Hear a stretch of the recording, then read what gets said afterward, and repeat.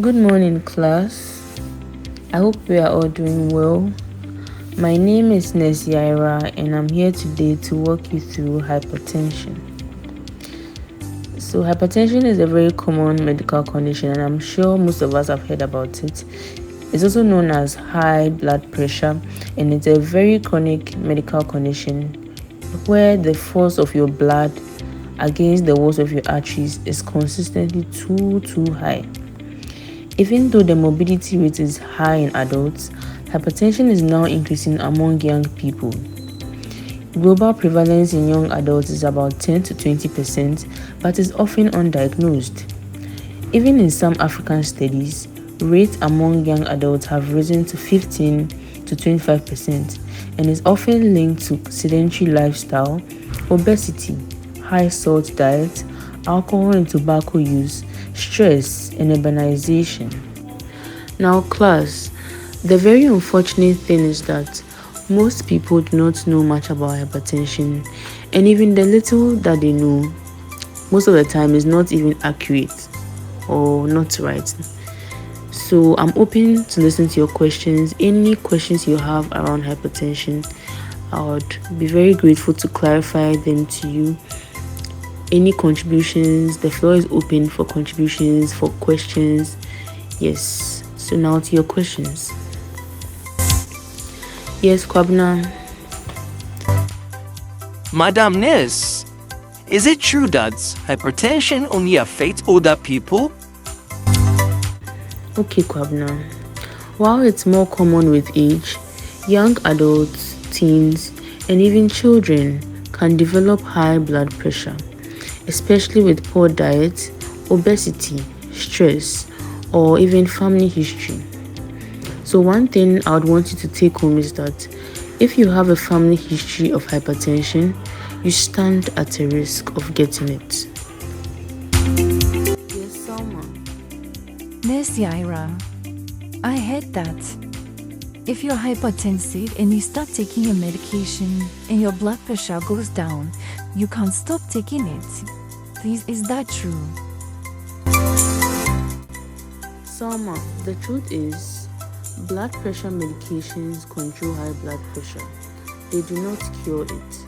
Stopping them abruptly can cause your blood pressure to rebound and increase your risk of a stroke or even a heart attack. So the tip you should take home is that as a hypertensive patient, you should always take your medications daily and do not skip any dose. Yes, any more questions? Okay, Jojo. Mama Nurse, you mentioned earlier that hypertension could also stem from high salt diet. But I do not use table salt, so I don't think I have to worry about sodium intake. Okay, Jojo, that's very good. The truth is that most sodium in modern diets comes from processed and packaged foods, not the salt shaker. Bread, canned soups, snacks, and fast foods are major hidden sources of sodium. So the tip for you is that if you are served any meal, do not add extra salt. Salt is good, but eat just what you are served. Eat more veggies, fruits, and soupy foods. Do less of the processed foods, even though they might be tempting. Mommy Nurse, my grandmother told me one time that natural remedies are safer than orthodox medication. Please, is that true? Yeah, Joa.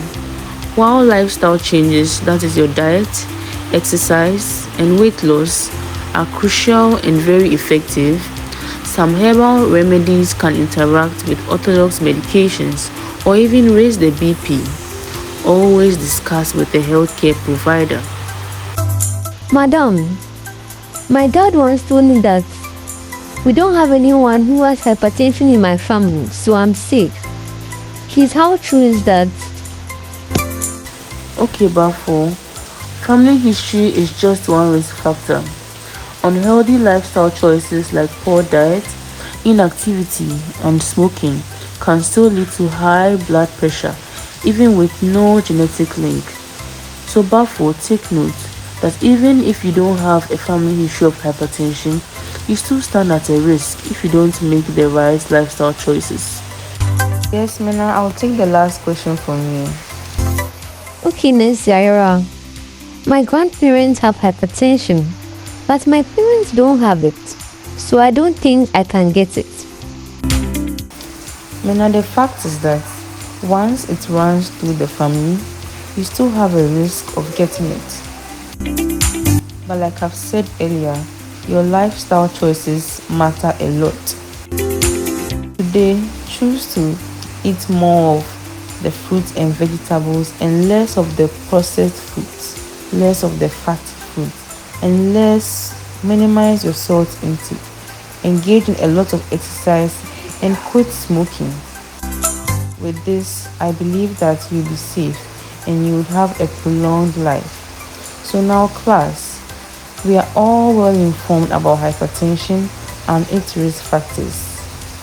I would entreat you all to go out there and educate your friends, educate your family members, and educate all those around you. Let them know that hypertension is a silent killer and early detection will save a life. Encourage them to be checking their blood pressure value regularly, at least every 6 months as a youth.